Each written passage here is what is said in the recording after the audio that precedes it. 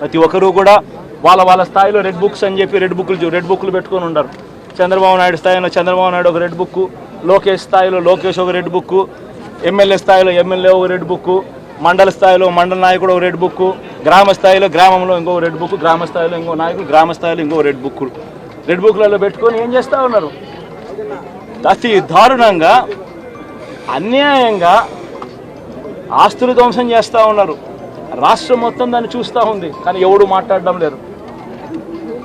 దొంగ కేసులు పెడతా ఉన్నారు, పోలీసులు ప్రేక్షక పాత్ర పోషిస్తూ ఉన్నారు. దొంగ కేసులు పెడతా ఉన్నారు, వాళ్ళే కొడతారు, మన ఇటువైపున కేసులు పెడతా ఉన్నారు. రాష్ట్రం మొత్తం ఇది చూస్తూ ఉంది. చీని చెట్లు నరికేస్తూ ఉన్నారు, ఆస్తులు ధ్వంసం చేస్తూ ఉన్నారు, కనిపిస్తూ ఉంది. ఎమ్మెల్యేలు ఏకంగా జేసీబీల మీద పొక్లేన్ల మీద ఎమ్మెల్యేలు స్వయంగా తిష్టేసి ఏకంగా పోయి బిల్డింగులు పగలగొట్టే కార్యక్రమాలు చేస్తూ ఉన్నారు. ఇంతటి దారుణంగా నిజంగా చేస్తూ ఉన్నారు అని అంటే ఎల్లకాలం ప్రభుత్వం మీది కాదు, ఎల్లకాలం రోజులు మీయే ఉండవు చంద్రబాబు, అది గుర్తుపెట్టుకో. మీ పాపాలు పండుతూ ఉన్నాయి వేగంగా. ప్రజలు దీన్ని క్షమించని పరిస్థితుల్లోకి వస్తారు. ఖచ్చితంగా మీకు బుద్ధి చెప్పే పరిస్థితులు రోజులు కూడా ఉంటాయి. చేతనైతే మంచి చేయండి, మంచి చేసి ప్రజల మనసులు గెలుచుకుని ఓట్లు ప్రజల మనసుల్లో స్థిరస్థాయిగా నిలబడే కార్యక్రమం చేయండి. కానీ తప్పుడు రాజకీయాలు ఈ మాదిరిగా నువ్వు ఒక్కరివే చేస్తావు అనుకుంటా ఉన్నావు.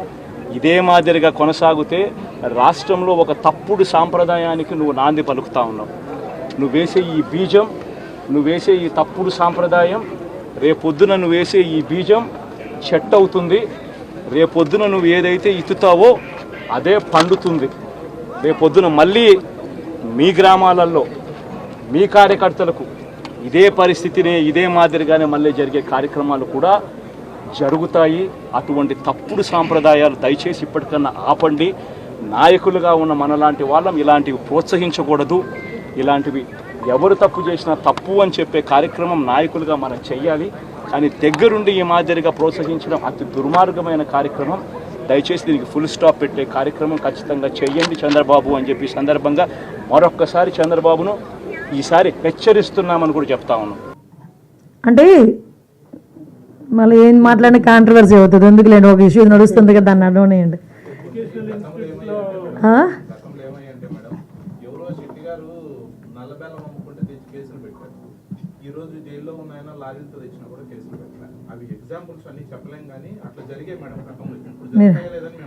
మీరు అంటే విషయం ఏమవుతుందంటేనండి, వాళ్ళు చేసిన ఏదో పాపాలు ఇప్పుడు మేము ఏదో ఇక్కడ అడుగుతున్నట్టు అనిపిస్తుంది అనమాట. లేదండి, ఇందాకే నేను ఏదో చూశాను ఒకసారి. అంటే ఏం మాట్లాడి కొంచెం మళ్ళీ ఎందుకులే కాంట్రవర్సీ అని ఆలోచిస్తున్నాను. కానీ నేను ఇంక దాని గురించే ఆగాను కాసేపు. ఏమంటే ఒక విషయం చెప్తున్నానండి, పిన్నెల్లి ఆయన మీద ఒక హత్యాయత్నం, ఈవీఎం బాక్సులు బదలుగొట్టారన్న ఒకటి, ఇవన్నీ కూడా రికార్డెడ్గా దొరికినాయి. రికార్డెడ్గా దొరికిన తర్వాత అరెస్ట్ ప్రక్రియ అనేది ఎలా జరిగిందో మనందరికీ కూడా తెలుసు. ఆయనని తీసుకెళ్ళి ఆయన్ని పరామర్శించడానికి జగన్మోహన్ రెడ్డి అనే వ్యక్తి, ఒక మాజీ సీఎం, ఫస్ట్ తీసుకున్న ప్రోగ్రామ్ కూడా ఏంటంటే ఒక ఖైదీని వెళ్ళి కలవటానికని ఒక ప్రోగ్రామ్ తీసుకున్నారు. అది అతని ఇష్టం. అది కూడా ఏంటి, ఒక 25 లక్షల రూపాయలు ఖర్చు పెట్టుకొని అక్కడికి వెళ్ళి ఒక హెలికాప్టర్లో వెళ్ళారు, ఒక డబ్బున్నవాడు వెళ్ళాడు, తీసుకొని పెట్టుకున్నాడు. నేను ఇక్కడ ఏమంటానంటే, యాక్చువల్గా పిన్నెల్లి గారికి ఉన్న ములాఖాతులు టైం అయిపోయింది. ఓకే, అయిపోయింది కాబట్టి అయినా కూడా హ్యుమానిటీ గ్రౌండ్స్లో ఒక ఎక్స్-సీఎం రిక్వెస్ట్ చేస్తే పర్మిషన్ ఇచ్చాం, అవునా కదా? ఇంతకుముందు చంద్రబాబు నాయుడు గారిని అక్రమంగా జైల్లో పెట్టినప్పుడు కుటుంబ సభ్యులకి 3వ ములాఖాతు ఇవ్వాలంటే ఇచ్చేవారు కాదు. కానీ ఈరోజు మేము ఏం చేసామో, అతని రిక్వెస్ట్ అంటే అతనికి పర్మిషన్ లేదన్న సంగతి కూడా తెలుసుకున్న తర్వాత కూడా అతను రెడీ అయ్యారంటే అక్కడ గలాటా సృష్టించడానిక? యాజ్ పర్ రూల్కి పైకి వచ్చి హ్యుమానిటీ బేసిస్ మీద ఇచ్చాం.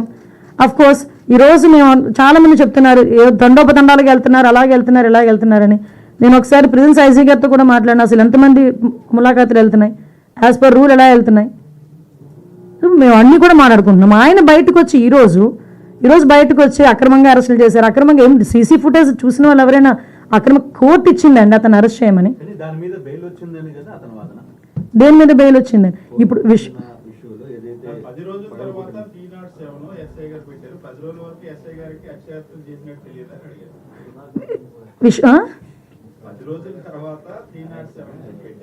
అవును.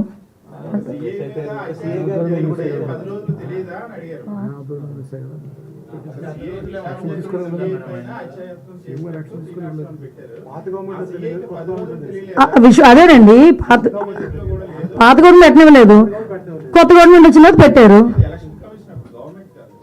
ఎలక్షన్ కమిషన్ ఉన్నా అసలు భలే మాట్లాడతారండి సతీష్ గారు మీరు.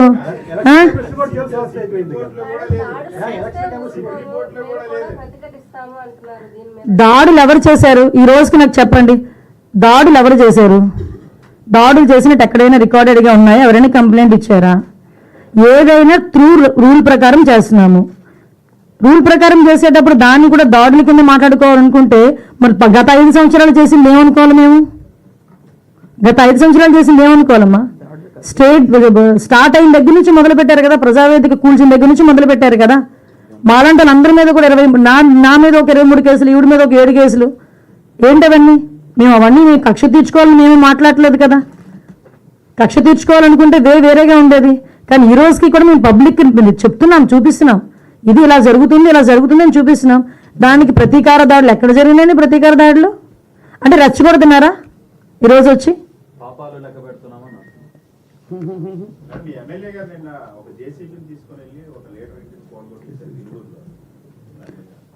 దాని మీద ఆల్రెడీ కేసు కూడా ఫైల్ అయింది కదా. మీరు అది అడుగుతున్నారే కానీ పక్కన చంద్రశేఖర్ రెడ్డి అక్కడికి వెళ్ళి మున్సిపల్ ఉద్యోగుల్ని తోసేసిన సంఘటన అడగరు. అదెవరు కేసు పెట్టారు చూడండి ఒకసారి వెళ్ళి. మేము మాట్లాడితే మన కేసు పెట్టారేమో. ఎక్స్ఎమ్మెల్యే నేను ఏమంటానంటే మీ క్వశ్చన్ చేసేటప్పుడు కూడా కార్నర్ సెట్ క్వశ్చన్ చేస్తే మేము అంతే కార్నర్గా మేము సమాధానం చెప్తాం. అది నేను ఎగ్జాంపుల్ అండి, best example. As a home minister I have 23 cases, atrocity కేసుతో సైతం. అట్రాసిటీ కేసు నా మీద ఉంది. నేను కడపకి వెళ్ళి కోర్టుకి అటెండ్ అవుతున్నా. డీసీపీ గారు కూడా చెప్తున్నాను నేను, అది ఏదో చూడండి సార్ అని.